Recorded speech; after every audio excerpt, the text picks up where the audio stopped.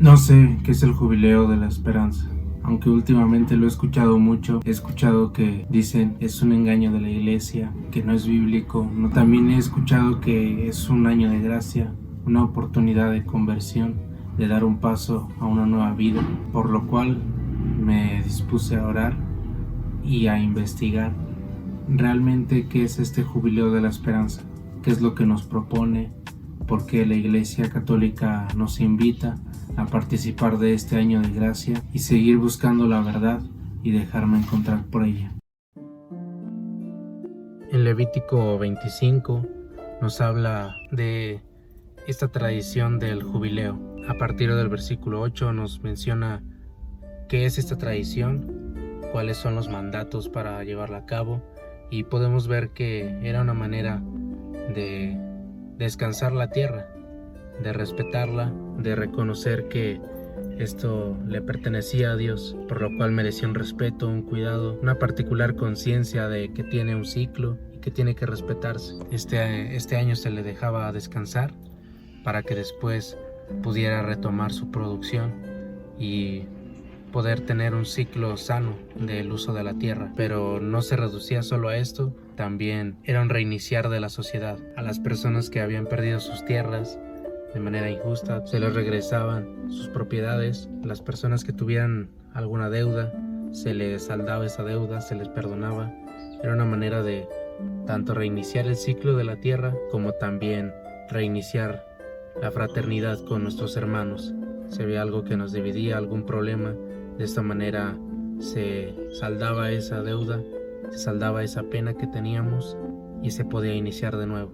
Era una invitación para que se respetara al hermano, que existiera más fraternidad y sobre todo un ejercicio de empatía con los que eran menos favorecidos.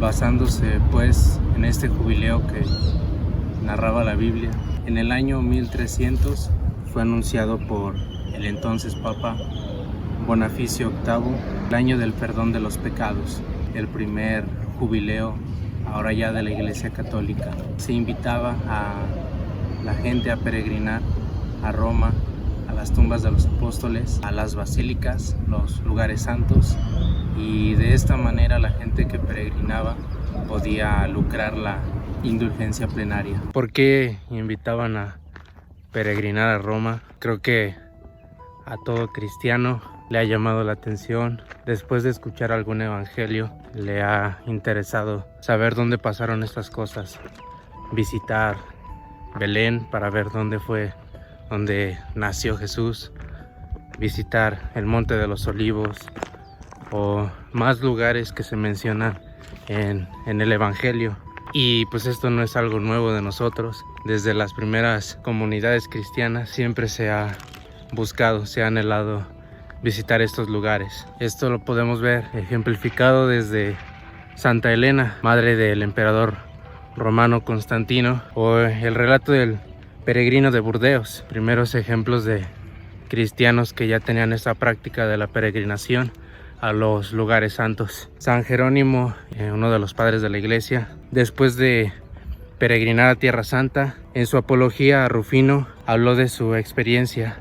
En ella decía que entrando en ella tuvo maravillosas maravillas, y lo que antes conocía por fama, ahora lo veía con sus ojos. Pero lamentablemente, al pasar el tiempo, cada vez fue más peligroso, más difícil entrar a Jerusalén, a Tierra Santa. Podemos investigar un poco de la historia de Jerusalén, como siempre ha sido conquistada por otros pueblos, por otros reinos, por lo cual ahora, en lugar de que las peregrinaciones fueran a Tierra Santa, por lo complicado que se estaba haciendo ir, se transformó esta tradición ahora visitar tumbas de los apóstoles en Roma, como la de Pedro y Pablo, o en España, como la de Santiago.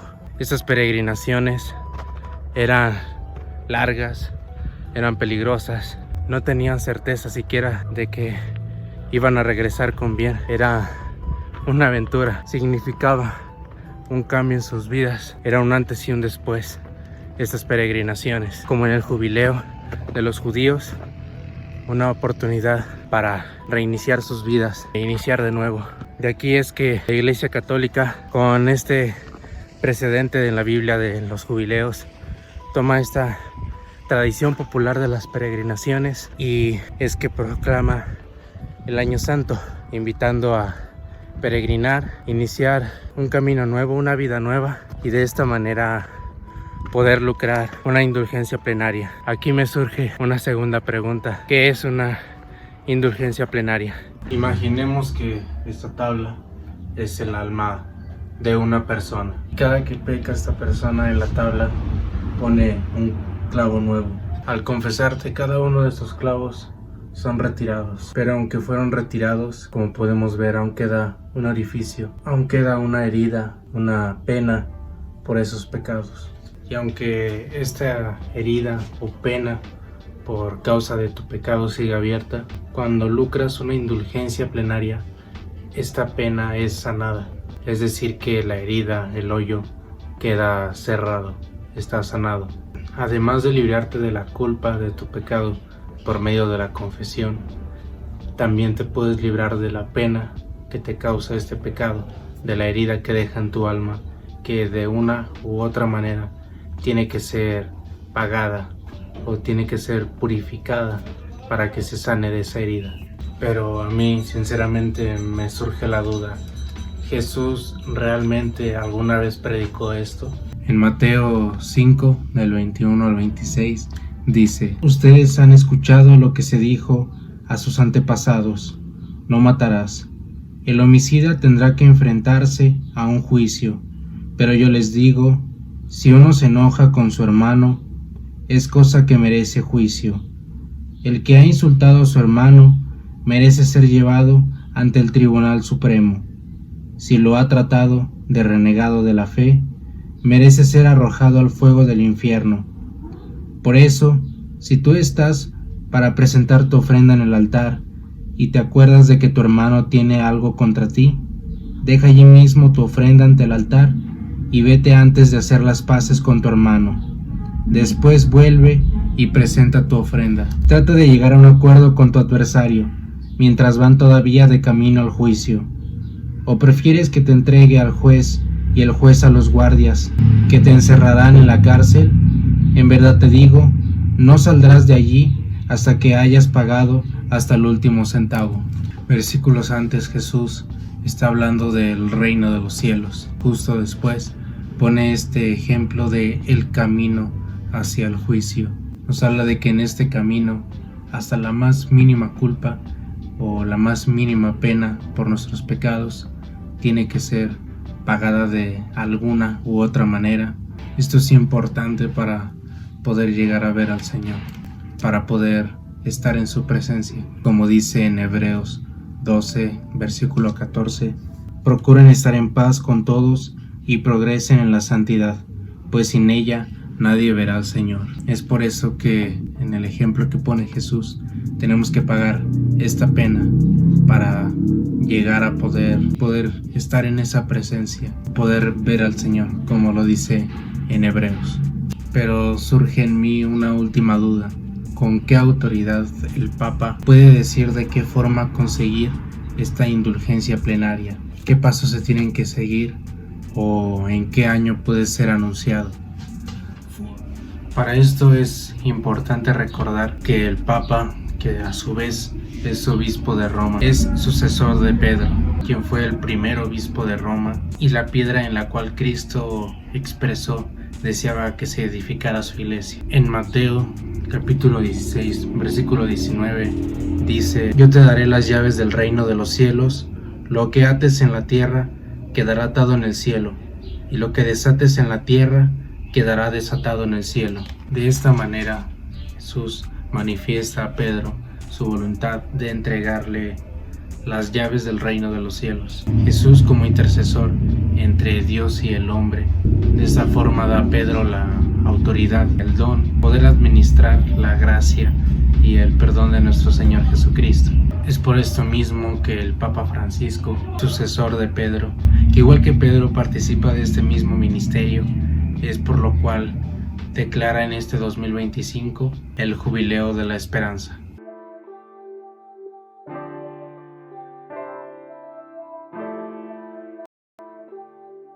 Actualmente aún se sigue preservando esta tradición.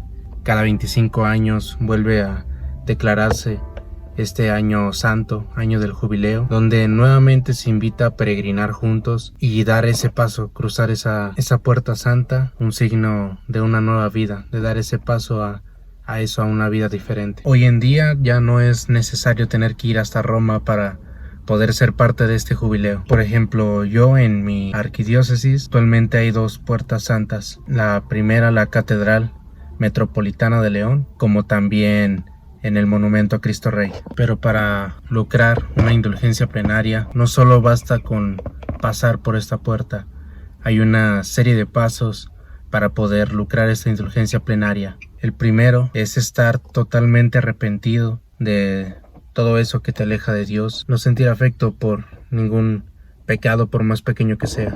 El segundo paso es tener un espíritu de caridad, ver a Jesús que sufre y que pide ayuda en la persona de nuestros hermanos. El tercer paso es purificarme, esto por vía de la confesión, del sacramento de la reconciliación. El cuarto paso sería alimentarme de Jesucristo por medio de la Eucaristía. El quinto sería orar por las intenciones del Papa, rezar un Padre Nuestro, un Ave María, un Gloria o también un Credo. Y el sexto paso sería visitar algún lugar santo. Pero en caso de que yo esté impedido de poder visitar algún lugar santo, no me perdería pues de esta gracia, ya que también puedo lucrar una indulgencia plenaria si fuera algún recluso, si fuera algún monje o monja de clausura, o si estoy al cuidado de algún enfermo y no puedo acudir por lo mismo, también puedo lucrarla siguiendo esos pasos en la medida de lo posible, y también tener este espíritu de arrepentimiento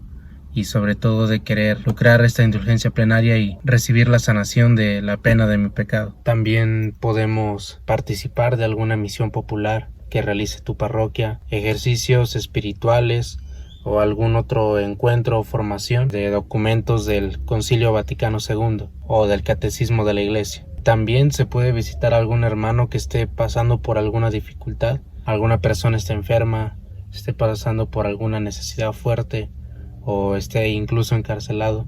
También podemos visitarlos y de esta manera lucrar la indulgencia. Practicar obras de misericordia y de penitencia, tanto corporales como espirituales, también podrían valerme para esto. También puedes participar en iniciativas que ayuden a fomentar el espíritu penitencial, como por ejemplo el ayuno, abstenerse de distracciones banales o de consumos superfluos como las redes sociales. También puedes participar en obras de carácter social y religioso, que se invita a que sobre todo estas actividades estén enfocadas en la protección de la vida en cada una de sus etapas, como también el voluntariado. Estas recomendaciones las podemos tomar como un séptimo paso, después de realizar los 6, hacer la visita en caso de serte posible. Después también puedas realizar alguna de estas obras de caridad y de esta manera poder lucrar esta indulgencia.